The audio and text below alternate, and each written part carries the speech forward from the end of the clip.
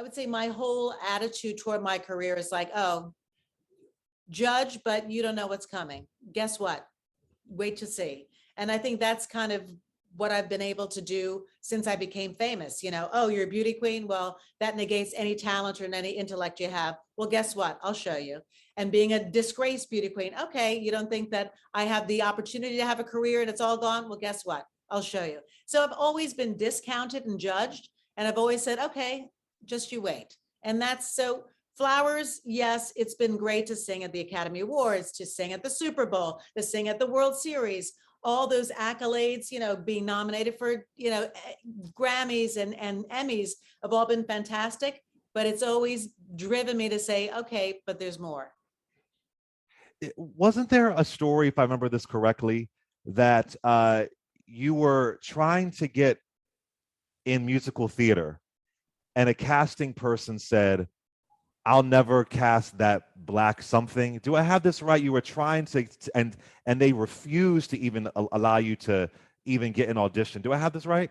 No, I wrote it in my book that you have no idea. And it was actually, Mike Nichols was the director of My One and Only that Tommy Tune was starring in with Twiggy.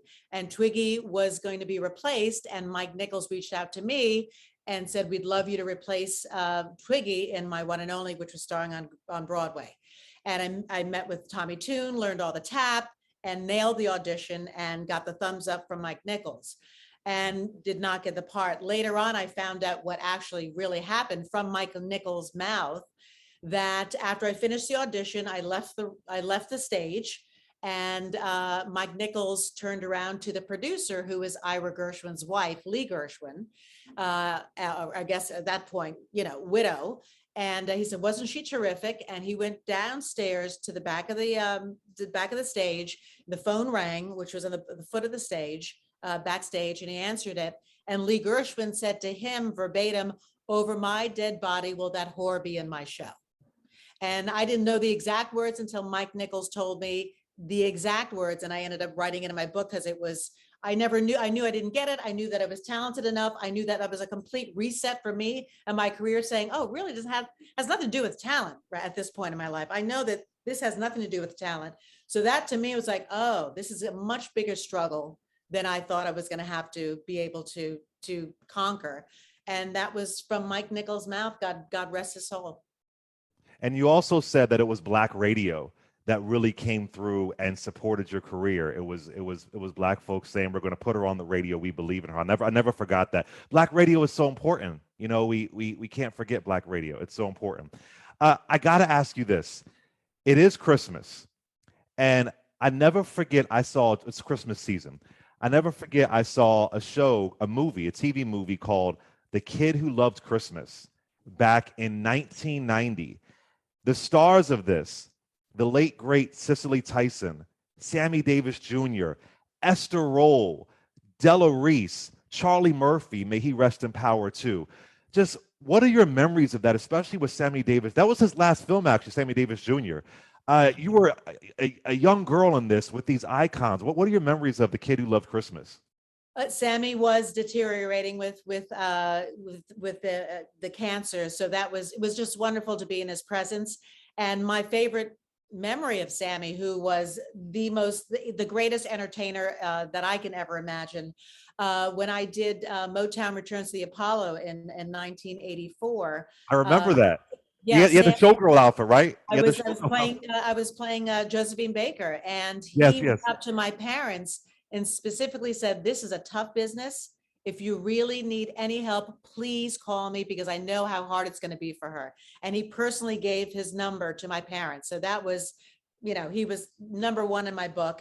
Number two, that was the first time that I worked with the legendary Cicely Tyson, and I got a chance to work with her several times after that. And of course, I was just so nervous because I wanted to please her so much, because she was so legendary. And I remember Della Reese, The Right Stuff had just come out. It was probably 1989 that we shot it. And I think I played the music and the trailer for her. And she said, oh, nice effort. And I was like, ooh, is that a burn? I think it was. But not so much with Della Reese, but I adored Cicely Tyson, and I adored Sammy Davis Jr. And then I remember in July when you sang "Lift Every Voice and Sing" for the PBS special, you were trending because conservatives were outraged. I said, "Good God, what is that? This is Vanessa Williams. Lift Every Voice and Sing. She's been on Broadway." What were your thoughts when you saw that anger about you singing "Lift Every Voice and Sing"? I was in rehearsal the day before we shot it, so I was in it, and one of our choir members said, you're trending on Twitter. I said, trending for what? And he said, because you chose to sing that song. And I said, well, that's amazing. And then Michael Colbert, who has done the Capitol Fourth forever, and his father did it for years. We're talking, over 50 years. They all agreed that it was time to be inclusive, and we had Mickey Guyton on there, we had Jimmy Allen on there. These are country artists that are of color, that were changing the scope of America. We're still Americans, and we still have the right to be American. And I also started off singing "God Bless America." So I was like, I'm sorry, was that inappropriate too, to start the day off by me singing "God Bless America" with the same choir that did "Lift Every Voice and Sing"? So it was baffling, but also it's a slow news day. What are we going to do? Let's create some drama. And that's exactly what it was. Yeah. Before you go, I have to just go back in time for a minute and play a clip of you singing live with one of my favorite people in the universe. And I just want to get your reaction to this. This is back in the day. Listen to this. Glory to the newborn. Glory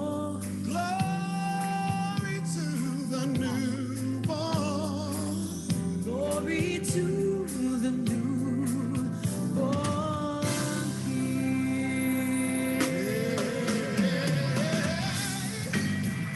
King. You can bring it down. That's you and Luther Vandross singing a Christmas song. What are your memories of that? That was my Christmas. I did a Christmas special for ABC back in 1996, and had an amazing time and loved. Luther was a really good friend, and that following year I ended up going on tour with him, which was one of the most exciting and happy times of my life. So he's so missed. Such an amazing talent, but such a wonderful person. Love Luther.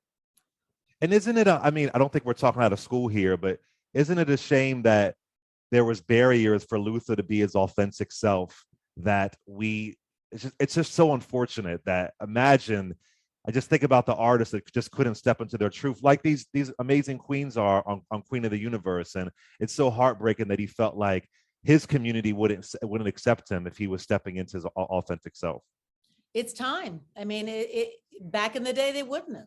And there's a lot of shame and judgment. That's just part of living life and having that not be a burden. And it takes a lot of courage to be your authentic self and not care about what other people think.